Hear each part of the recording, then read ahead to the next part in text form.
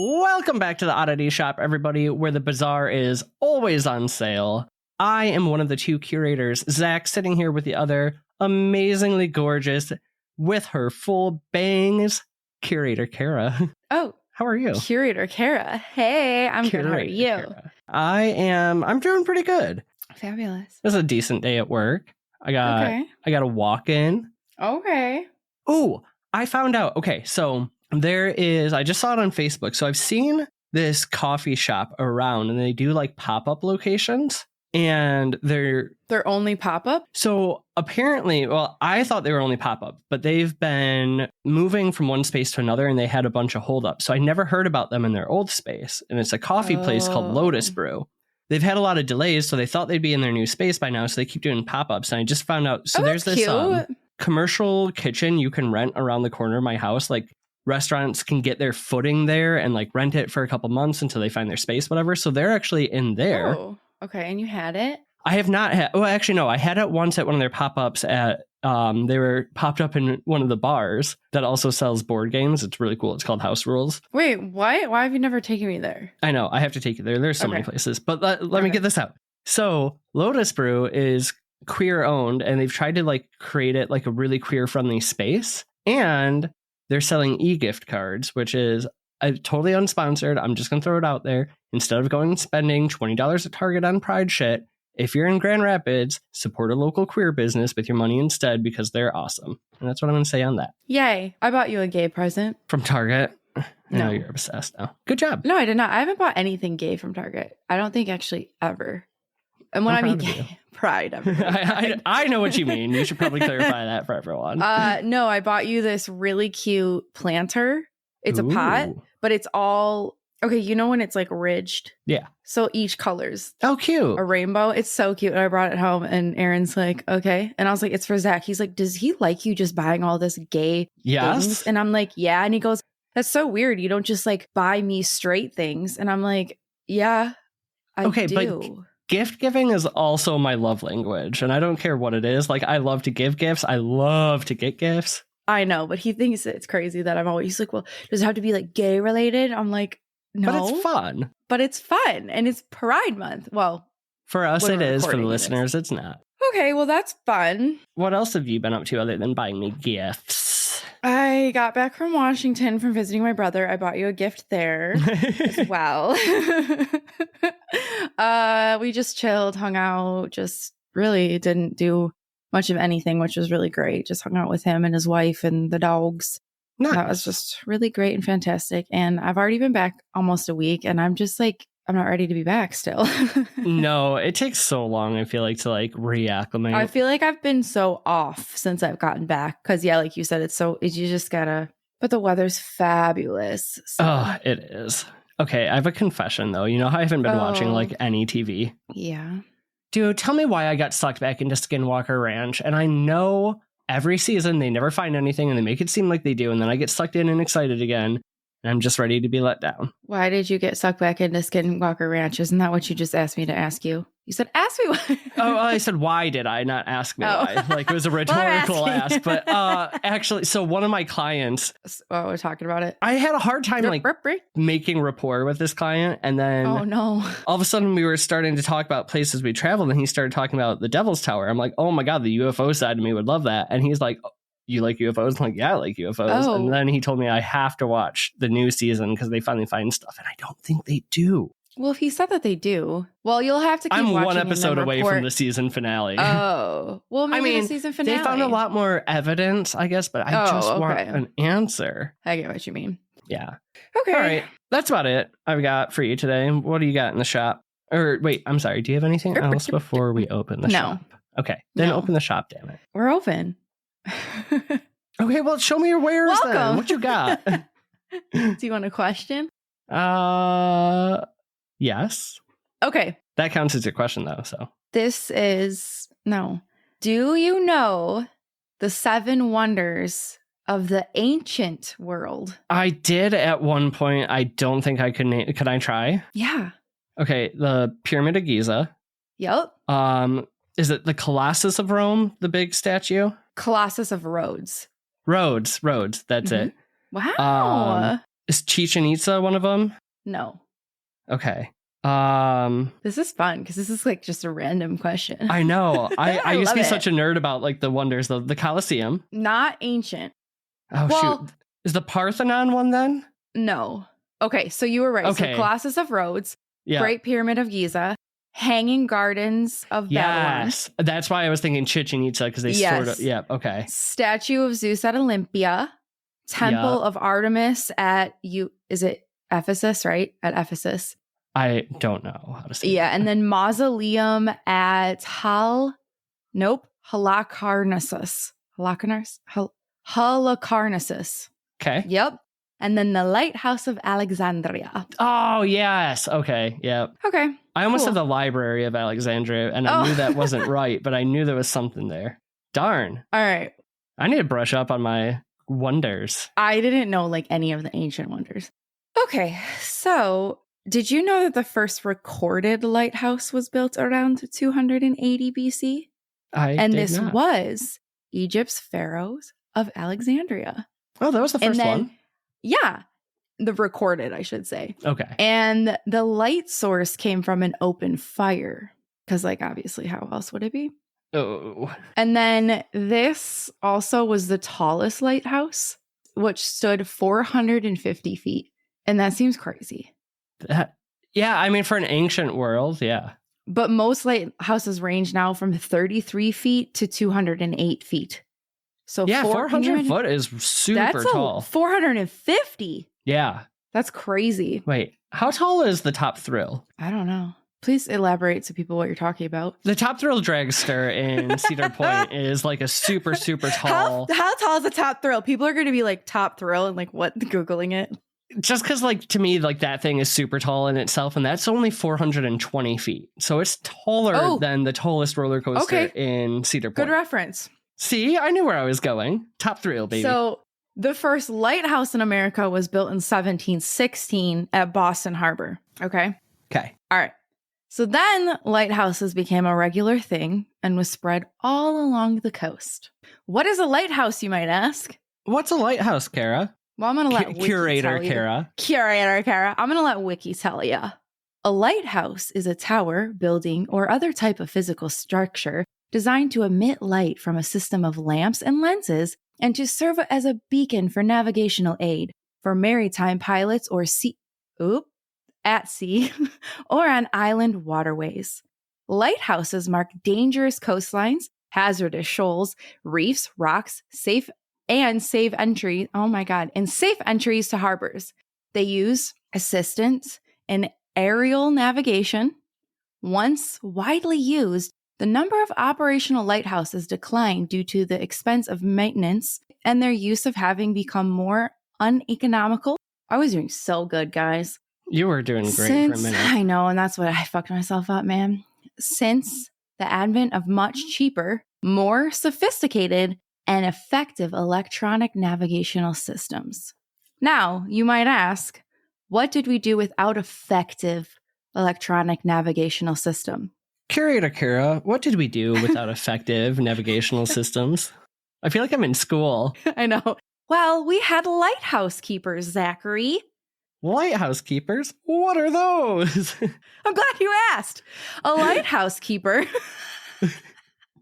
or light keeper is the person responsible for tending and caring for a lighthouse. I really feel like I should be sitting like crisscross applesauce on a little carpet right now. Okay, you can. The light and lens in the days when oil lamps and clockwork mechanisms were used. Lighthouse keepers were sometimes referred to as wickies because of their job of trimming the wicks. Mm-hmm. So what a simple job. Light and trim a wick. Hell no. I know enough about lighthouses.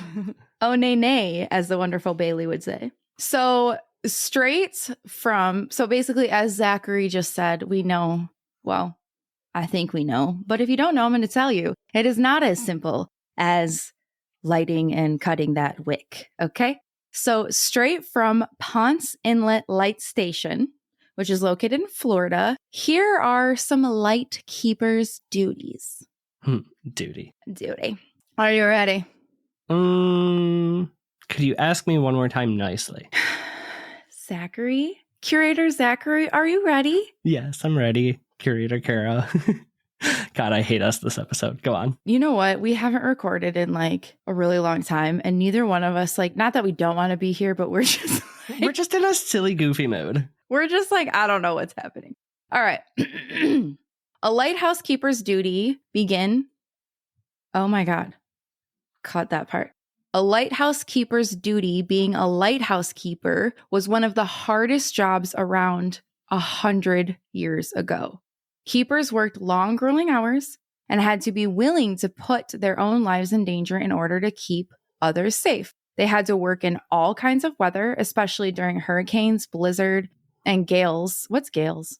High wind. Okay, that's what I thought. When passing ships were in the greatest danger. Being a lighthouse keeper was not a job for the faint of heart. Keepers lived at the lighthouse and were at work 24 hours a day, 7 days a week, which I can't imagine. I feel like it's sort of like, and I'm not discounting the work, it's hard work, but like firefighters, when they have like, a 72-hour shift, they're at the firehouse ready to go until something happens, maybe. Yeah, that's true. Okay, so they could not call in sick and rarely took a day off. Lighthouse keepers had to light the tower's lamp every night and make sure that the lamp stayed lit until the sun rose the next day.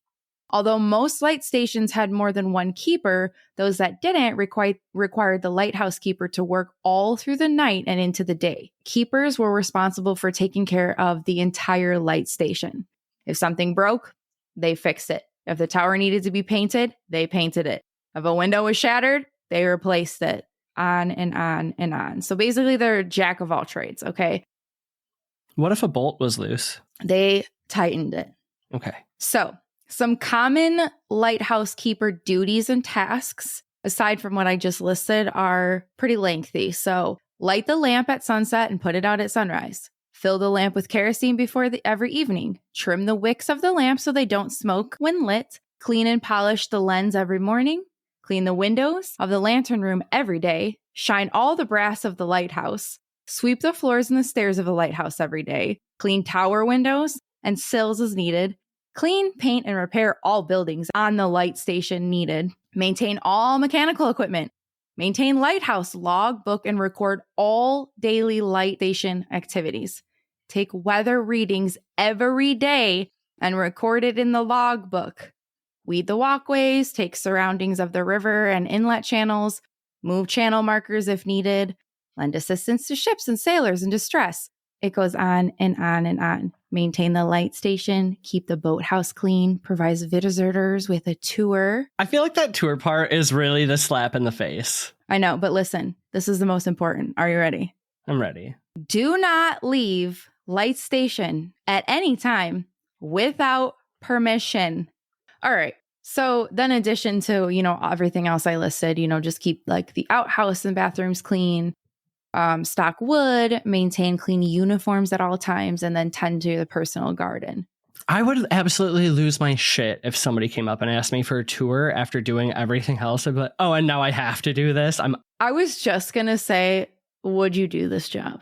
Oh, no, absolutely not. I can hardly take care of my own house, and there's not a giant light to keep on all the time. I know. But I don't know why I've always thought it would kind of be like a cool job, but then also not actually a cool job. I would be like the lighthouse keepers now that they're all decommissioned and you just like sit on your stool and tell people the cool history of it. That sounds awesome. Yeah, that would be sweet. Yeah, I don't know. I would just love to, but hate to at the same time. Like think of like just how peaceful it would be, just like, but then it would just be miserably lonely. So why all the history and knowledge of lighthouses? Well, oddballs, after the history, you get the mystery. Oh my God.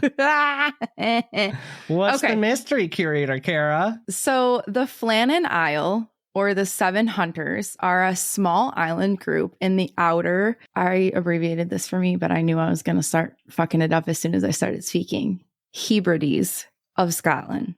I don't even know where that is. Okay. So Saint Flannan was a 7th century Irish preacher and abbot, which is where we get the name Flannan Isle. So the island is split into 3 groups, and I am going to do my very fucking best to pronounce every one of these. I'm trying.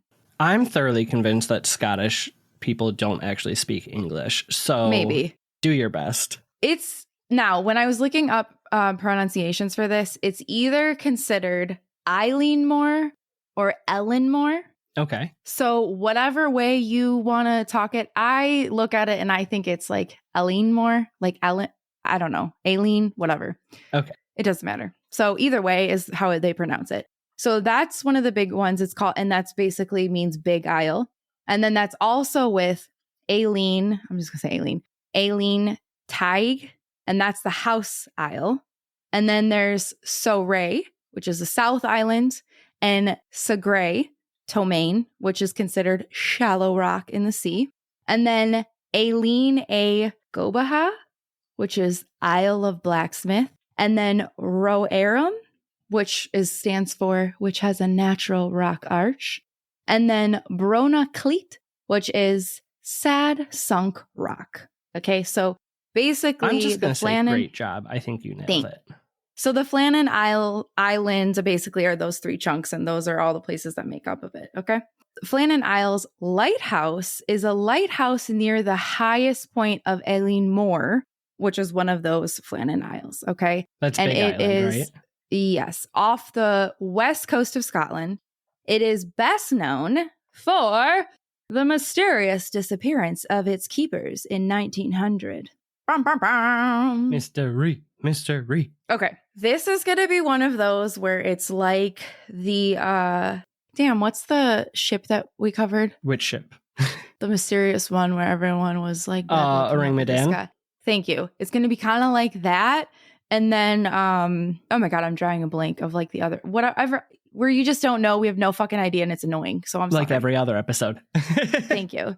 All right. So these keepers include James Ducat, which is principal, Thomas Marshall, who's second assistant, and Donald MacArthur, occasional keeper. He was doing duty for William Ross, first assistant, who was sick on leave. And I'm sorry, but Donald MacArthur it's sad to me because occasional keeper is just how he's referred to in a lot of occasional keeper. Like, why can't he just part-time? I know, but like, it's just weird. Like, why can't he just be first assistant? Just because he's filling in, he's still filling in for the first assistant. So he's he ain't working 24/7 like the rest of them. Well, yeah, the other guy was on sick leave, so he is until that guy comes back. You know what I mean? So occasional keeper seems just like, what? Poo-poo. Okay. On December 15th, 1900, a vessel passed the islands.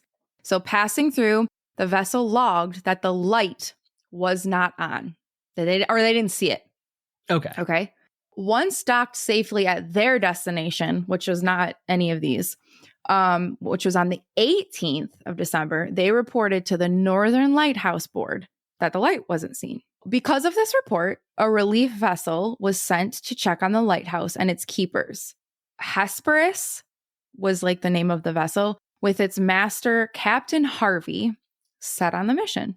Because of where that ship currently, or that vessel, whatever you want to call it, where it currently was, that place had bad weather. And so it wasn't able to set sail right away. And it didn't end up reaching the lighthouse until December 26th. Okay. The 15th is when that other vessel realized that light, or they didn't see the light. They reported it on the 18th. Now the 26th is when we finally get a... So we're like over a week without a light, if I'm following correct? Yes. And no, like, well, they don't know what's going on. Okay. Hesperus made multiple attempts to get the attention of the keepers, including firing a rocket from the ship. So Joseph Moore, who was a relief keeper, and he was actually assigned to be taking over for one of the men anyway, made his way to the lighthouse. So he was on that ship. He made his way to the lighthouse. So Moore found no sign of life and later returned with others to help aid in this search. So Mr. MacDonald, the buoy master. That's a sick title. I know. And Seaman Lamont and Campbell all helped in the search. Awful titles. I know. All three volunteered to remain on the island with Moore to keep the light in operation for the time being. Okay, so we don't know where these three keepers are. So they're all like, we'll help you until we figure this out. Okay. Then they kind of did some sort of an investigation, okay? December 13th was the last entry in the keeper's log. Oh. And remember, That was one of the duties. Yes. And I, kind of emphasize that you keep things in the keeper's log. Okay, so however, events from the 14th were noted, but they weren't yet transferred in the log. Okay, so they were kind of jotted down, 14, blah, blah. And then I'm sure that they kind of jot notes down and then they officially write it in the keeper's log. The 14th, they had notes, just not official. Okay. Everything was in order and ready for the light to be lit on the evening of the 15th, meaning that the men disappeared sometime the afternoon of the 15th. Okay. And then remember, the 15th is when... That's the first time that... somebody at least noticed that there wasn't a light on. All right. So I'm going to read you, because I think it's cool to kind of read directly from like the telegrams and stuff. So the telegram from Master of Hesperus sent on the 26th read, a dreadful incident had happened at Flannan's. The 3 keepers, Ducat, Marshall, and the occasional... So sad, he doesn't even get a name this time. Have disappeared from the island. On our arrival there this afternoon, no sign of life was to be seen on the island. Fired a rocket, but as no response was made, managed to land more, who went up to the station, but found no keepers there. The clocks were stopped. Oh. And other signs indicated that the accident must have happened about a week ago. Poor fellows must have been blown over the cliffs or drowned trying to secure a crane or something like that. Night coming on, we could not wait to make something as to their fate. I have left Moore, McDonald, Boymaster, Buoymaster. Boymaster. I know that you're a Boymaster. Buoymaster. I am so single. I am anything but. On the island to keep the light burning until you make other arrangements. I will not return to Oban, I don't know where that is, until I hear from you. I have repeated this wire to Maryhead in case you are not at home. I will remain at the telegraph office tonight until it closes, if you wish to wire me. Master Hesperus. Okay, other than, how do I want to say it? That telegram seems like totally typical things to like note, right? Like, well, okay, they probably got blown over, blah, blah, blah. But like, remember, we're just going to, hold on. We're just going to skirt past the clock stopping. Like, he says that so nonchalantly. Like, that to me would be like, so this was fucking weird. Wild. So remember, though, he didn't go on the island. He stayed on his ship because he's the master. So he's just relaying the basic information that Moore had given him. And then, the buoy master and then those 2 seamen had also went on the island and kind of did a quick search, but it was getting dark. So they were like, that's all we could do. So this is just his telegram saying, this is what I did. I left these 4 here. If you need me. So the buoy master left his seamen. Okay, I'm done. I'm sorry. I'm such a 12-year-old. No, he left his buoy master and seamen with more. Oh man. Whoa, it's going to be a fun night. Anyways, kids... Probably tune out of this. No. Well, you shouldn't be listening anyway, but... I was going to say, well, there are some children that listen, and honestly, we would be those parents that have our children listen to us. So, hey, power to you, children. Very true. All right. Moving on. Now, this is a letter from Joseph Moore. Remember, he's the one that first went. Sir, it was with deep regret I wish to learn the very sad affair that has taken place here during the past fortnight.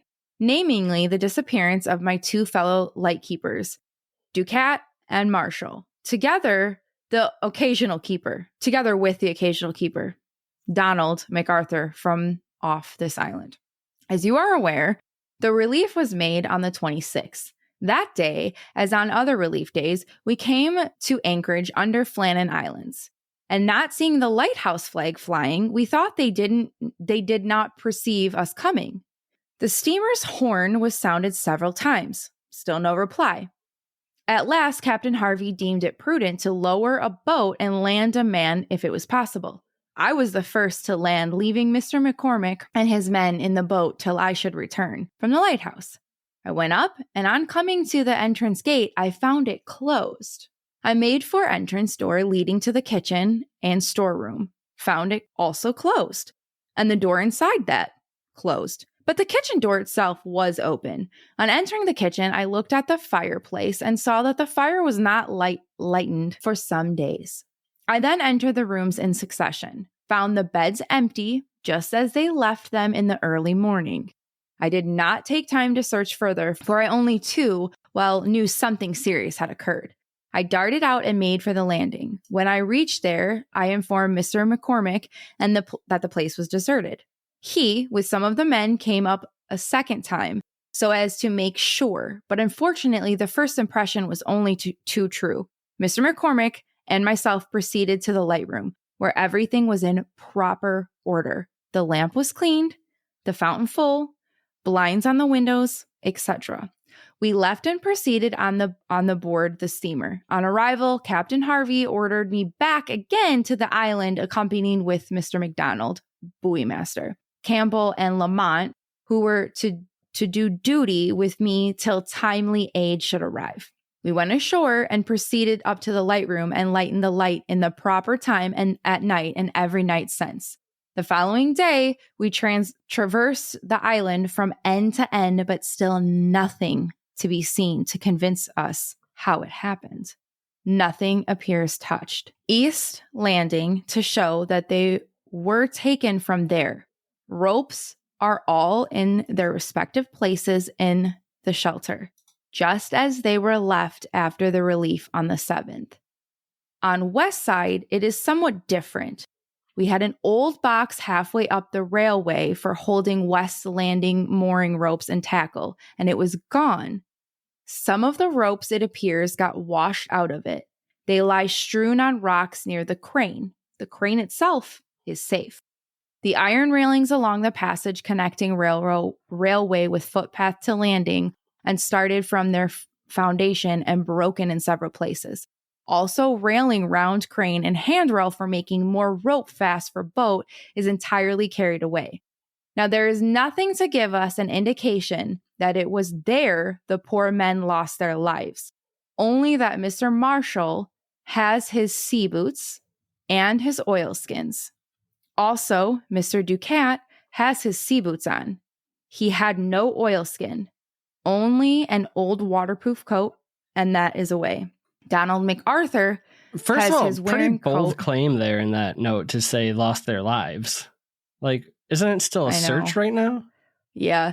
Wearing coat left behind him, which shows, as far as I know, that he went out in shirt sleeves. He never used any other coat on previous occasions, only the one I am referring to. Mr. J. Moore, assistant lightkeeper. Okay, so how are you feeling about this? I'm feeling like they got raptured. Or like maybe the other thought I had is like, because they had some of like their water gear with them and the oilskins and whatnot, and some of like the stuff for boats were gone. Maybe did they take like a little lifeboat style boat or like a rowboat out to get something that maybe blew off the cliff and then got blown away? That or rapture. Those are my two theories. I don't know. So I do want to point out a couple things. Okay, point them out. The gate that he said was closed. What is meant by that? It is the gate to the compound. And what he means is it was closed and locked, meaning that the men should be inside. Okay. Okay. Can you lock it from the outside? No, I guess not. Okay. Because you're keeping people out. Right. So it's meant to be locked because you're locking yourself inside to your compound. Got it. Okay. So that is why he said that, and it was noted multiple times that it was very strange.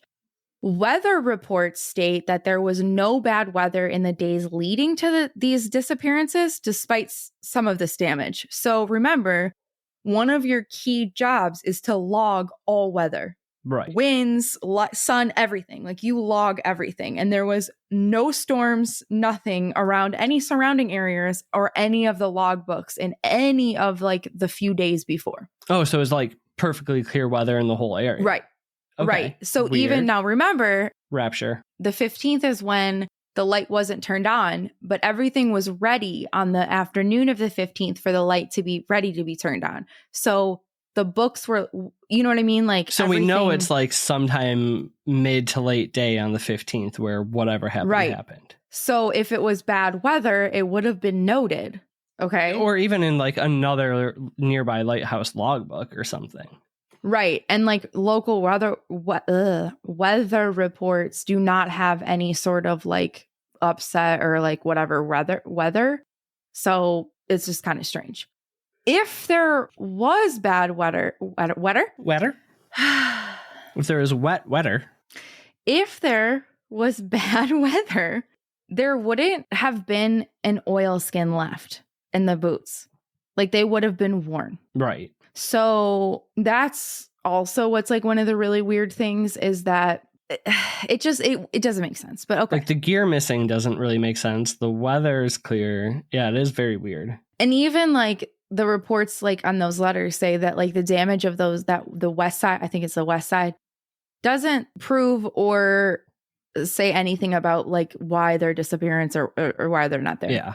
All three of these men were experienced keepers, like some having like 20 plus years. They like weren't new. Even the occasional. Yes, even the occasional. So they would have known not to leave the secure structure, which is even weirder to me. Or like there's three of them, right? And they were going to go do something, two go and one stays behind to watch the lighthouse. Right. So I don't know. Okay, so there were no bodies found or anything from them. So you'd kind of think if it's bad weather, it's like really windy, you're getting like blown away or like whisked away. Like you'd have like, you know, just like clothing, like, you know what I mean? Fragments of clothing, boots, something, a body part. Look at like when we did Lake Superior, that every time there was something that showed up. Right. Sorry, I just like hit my elbow. I could see you were distracted totally by something. Okay, so that part's really weird, okay? And then there was no bodies found. It's just, I just feel like you'd find something. I don't know, maybe I'm crazy. It just doesn't make sense to me. Well, you're crazy, but that's for totally separate reasons. I think you have sound logic actually right now.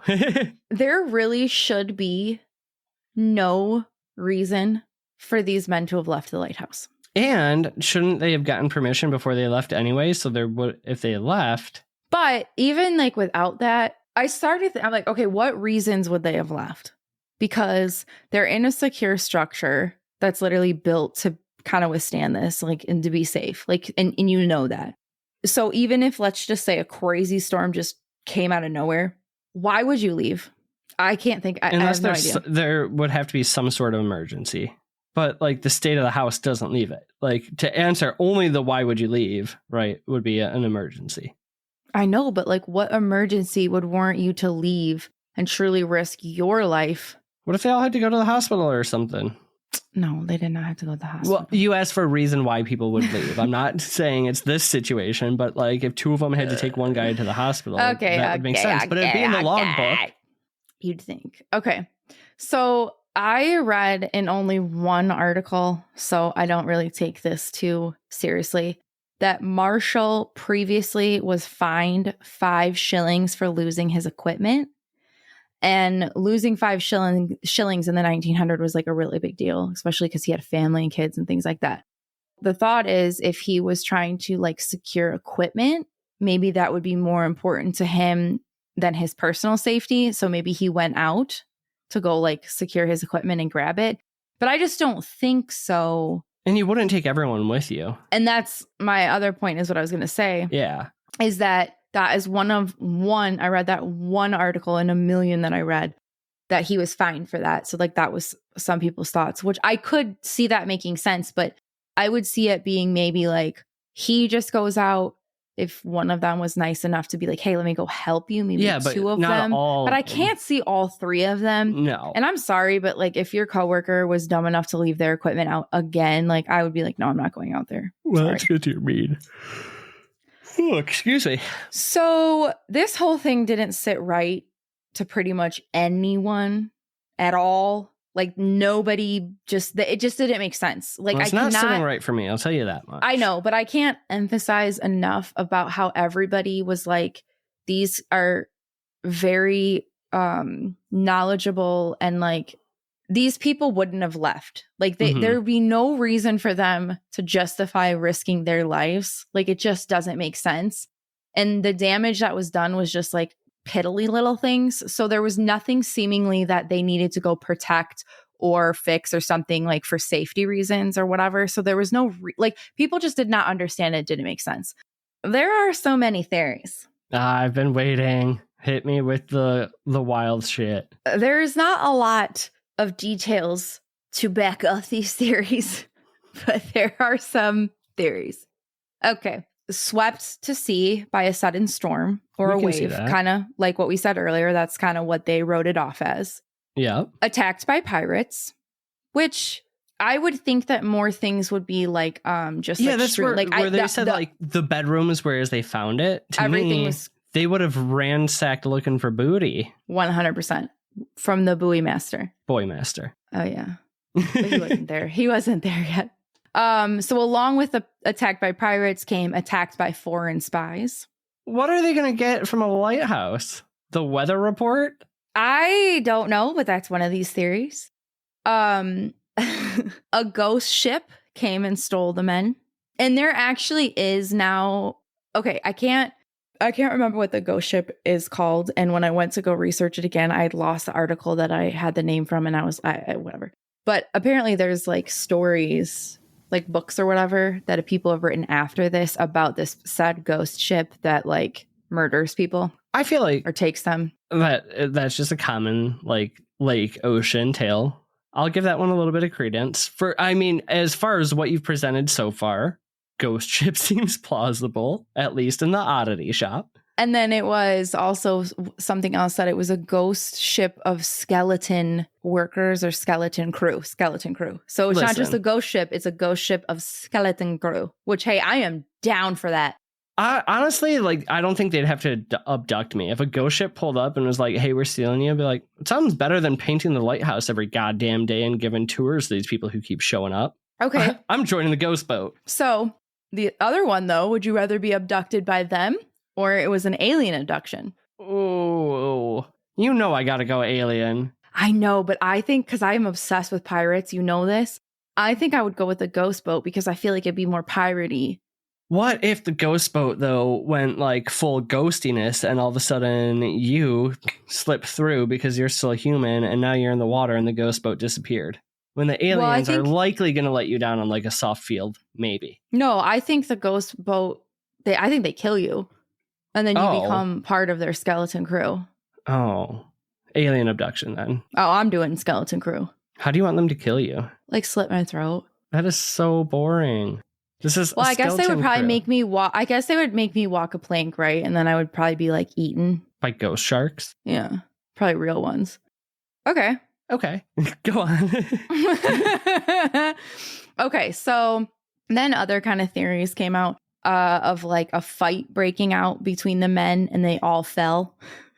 That would just be comical, but it doesn't make sense to me because if you look up pictures, remember it's a compound.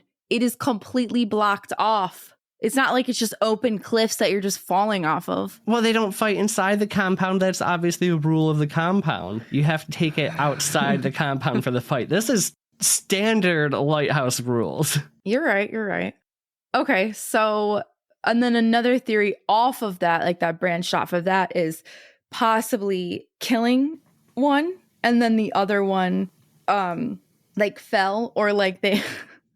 like they were trying to dispose of the body and then they fell over while trying to dispose of the body. Yeah, but you would think like with it being a cliff and the water churning that, I don't know. Okay. I'm just giving you the theories. Okay. And then another one was like maybe like a murder-suicide thing. Like maybe one went postal, murdered the two, and then killed themselves, and maybe they all pushed/jumped off. I feel like that's some like Three Stooges bullshit. Mm-hmm. Okay. What about a giant sea serpent came and ate the men? Because that was a theory. Okay, I can totally get down with sea serpent, though, because, like, Nessie's from Scotland, and maybe he got hungry, slipped out of... Isn't Nessie a female? Have you ever seen her? No, I'm pretty sure she's a female. Her parts? No, but I think it's okay. Nessie. She's a female. Well... Okay. What's the name of the loch? Loch Ness Monster. Loch Ness. Oh, yeah. Ness, yeah. Okay. Duh. So she came out of Loch Ness, slithered under those underground tunnels or whatever that connects it to the main water, had a little like keeper snack, and shot on home. They were probably, I feel like this makes the most sense. So they were outside. It was a nice day. There was no bad weather. It was like a wonderful evening of the 15th. They're just like chilling. And then she comes and slithers over the compound gates. That's why they're not open. They're still locked. She fucks up a bunch of shit as she's slithering around, like waving around her fucking scaly little body, like, and then breaks things, and then things go flying and ropes get unhatched, and then she just eats them all. Yeah, but there wasn't that much. There was a decent amount of things going wrong. And I think that's why it's like kind of it's not really weather damage, because it doesn't make that much sense. So it's her. Okay. What about a giant seabird that came over and gobbled them up? That could make the most sense so far. You think? Over Nessie? Well, I think if Nessie tried to come up and get it, right, we'd at least have a bend in the fence of the compound somewhere. But yeah, birds, actually, you're right. No, you're right. They're not stuck on the same planes as Nessie. They can swoop in, swoop out, hit a couple things, mess it up with their wings, gobble and fly. Yeah, you're right. That does make sense. Like, do we know is it like a thunderbird kind of thing? It just said a seabird. Seabird. A giant seabird. These are great theories. I love too that, like, exactly like you said, not one of them has any evidence, so we can just take this. And there's really nothing that backed up any of these claims. Cool. I'm gonna throw out my own puck wedgies. That could very well be true. Okay. They got flung by Mauchamp onto the island. Mm-hmm. And then they just went apeshit.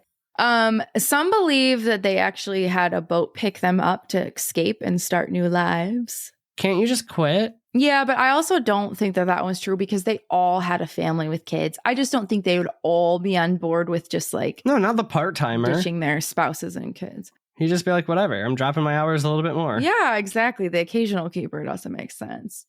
So no matter the theory, the fact is that James, Thomas, and Donald lost their lives to help protect others. And we have no fucking idea how. And it drives me fucking insane. And I don't understand it. I really like actually where you went with this one, though, because like there's so many of the haunted lighthouse, or the ones where like you see the waves and they get picked up, right? Like I feel like there's so many stories of lighthouses we've heard, but this one I have not.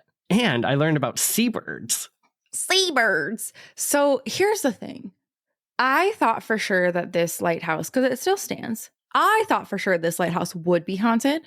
I could not find any claims of any hauntings. And I really wanted to, because I wanted to add some at the end, but I couldn't find any. And it kind of makes me sad, because I think that maybe if there were hauntings, it's because like they were there. Maybe people would have, I don't want to say better theories, but like a little bit more theories. Like we could try to figure out what happened to these poor men. Well, maybe their ghosts can't be there if they're on the ghost boat. Oh, maybe they're in the sea or on the ghost boat. You're right. God damn Okay, so I Googled seabirds, thinking I'd get like a sea monster. It's just your typical, it's like gulls.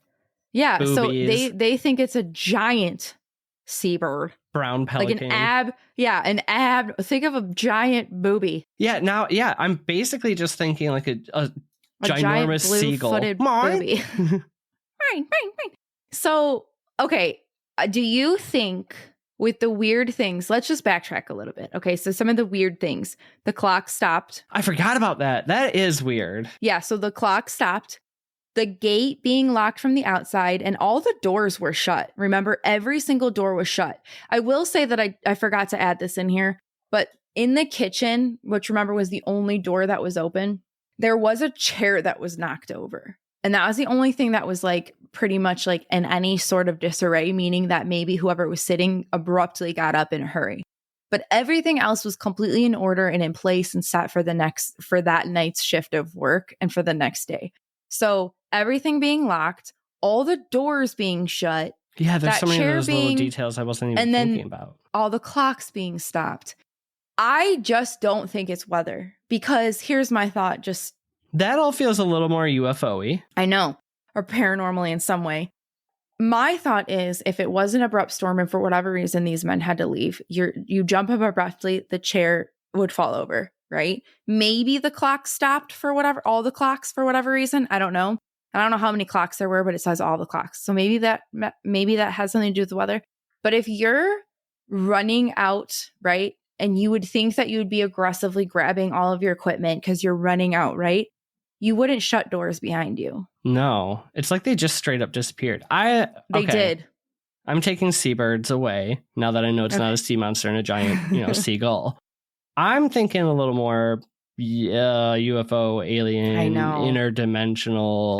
That's actually what I thought this entire time, but I just kind of wanted to play into other things and see. because I don't understand those types of things. Because if you're in a hurry of any sort where you think you're in danger, you do not fucking close doors behind you, especially leaving a place. Like if you're a fucking big titted blonde in a horror movie and you're going upstairs. Oh, now we're actually talking about real boobies, not you're shutting doors behind you because like somebody's boobies. Chasing you. Right. But yeah, right, real boobies. But in this case, we're leaving to escape. We're not shutting doors behind us. There's no need to. And if there was a need in this, there would be so much disarray. It doesn't make sense to me. No. It does not make sense to me. None of this does. I don't get it. It upsets me. I feel so bad. So now we have to go to this lighthouse and try to contact these 3 so I can figure out what happened. We need to first start going to some of the places we're adding to our list before we keep adding more. Also, I want to talk to I can't talk to any of them, but I want to talk to, I forgot his name, that got sick, because how bad would you feel that poor occasional keeper took your place and then fucking disappeared? I don't know if I'd feel bad, but I would buy a lottery ticket or something. Like, damn. I think I would find another job for sure. Oh yeah, I'm not going back to that compound. Not if there's literally no explanation. There is this whole other part. There's a bunch of like more telegrams and letters that I was going to include, but they're really long. But I found it like really fucking petty and it's kind of fun. I didn't include it, but I'm going to tell you about it. So the master Harvey of the Hesperus, he wrote another little petty like telegram / letter thing, basically calling Moore a pussy for not wanting to stay because he was like really afraid. Now, remember, he was the first one to come up here and see everything perfectly fine, but the men disappeared. He was sent alone to investigate. That would be unnerving, though. Right. Came back, freaked out. And then the other, remember, the buoy master and the 2 seamen said that they would stay with him to help him keep the light secure. But he was kind of panicked. And Captain Harvey wrote this like really just petty ass letter about him being like shaken and spooked. And that basically, if he can't fucking get it together, then he shouldn't have this, he shouldn't be in this profession. He shouldn't have this job. It was so fucking petty. And I just wanted to be like, bitch, your ass stayed on your little Hesperus vessel and you didn't see him shit. Trying to figure out what aliens did. All you did was say, I think they got swept to sea. I mean, that's an easier day of paperwork than UFOs. I know. What a little swept petty, away. Case closed. Petty. Damn, dude. Well, good job. I'm actually surprised you've never heard of this because I was convinced that I was doing all the, and I'm like, he's gonna fucking know because it's about a ship in the sea. No, I got the ships more than I have the lighthouses. So good job. You stumped me in more ways than one. Unfortunately, that's the disappearance that I will never fucking figure out. Please, if you guys have theories, can you just let me know? Is there a lighthouse emoji? I think that there is. Is this like the only time somebody would ever actually use the lighthouse emoji? Hold on, I'm looking right now. I think there is. There's not a lighthouse, but there is a big red light bulb that kind of looks like a light. So send us your theories on what happened to the guys. Oh, the siren looking one? If you're listening, put that little siren lighthousey topper emoji. Let us know if there's anything else you want to hear about, and we can write you fun little stories. Mm-hmm. What else should the people do to close up this shop and let us go home? I think that's it. Let us know if you like some of the guest episodes because I think we've had a couple at this point now, or one or more. Let us know if you like those. Should we keep doing them? All those types of things. But I mean, we're really going to do whatever we want to do because it's our fucking podcast, not yours. But we love and appreciate you. And, most importantly, creep it real, you oddballs. Goodbye. Bye.